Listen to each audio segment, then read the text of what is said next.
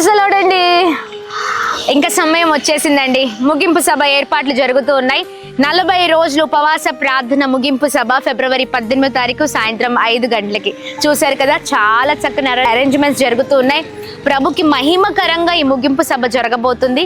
భద్రాద్రి కొత్తగూడెంలో ఈ ఏర్పాట్లు జరుగుతుండగా మిమ్మల్ని అందరినీ కూడా, మీరు ఏ ప్రాంతం నుంచి ఈ వీడియో చూస్తున్నా మిమ్మల్ని అందరినీ కూడా ప్రేమపూర్వకంగా ఆహ్వానిస్తూ ఉన్నాము.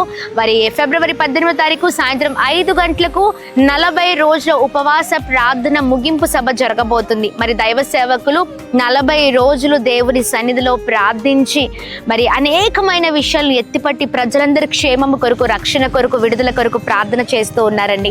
ముగింపు సభలో మన మధ్యలో ఉండబోతున్నారు. దేవుని వాక్కును తీసుకుని రాబోతున్నారు. సిద్ధపడండి, ప్రార్థన చేయండి, పాల్గొనండి.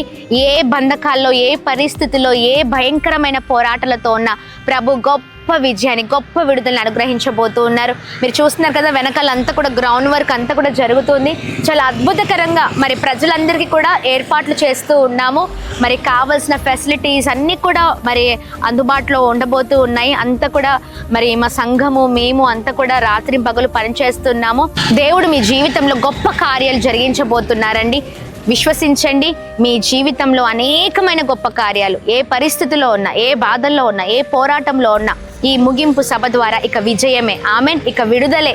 గొప్ప రీతిలో ప్రభు ఉన్నతమైన స్థితిలో ఈ ముగింపు సభ ద్వారా, ఆయన వాక్కు ద్వారా గొప్ప విడుదలను అనుగ్రహించబోతున్నారు. సమస్తమైన మహిమ, ఘనత, ప్రభావాలు ఆయన నామానికి కలుగును గాక.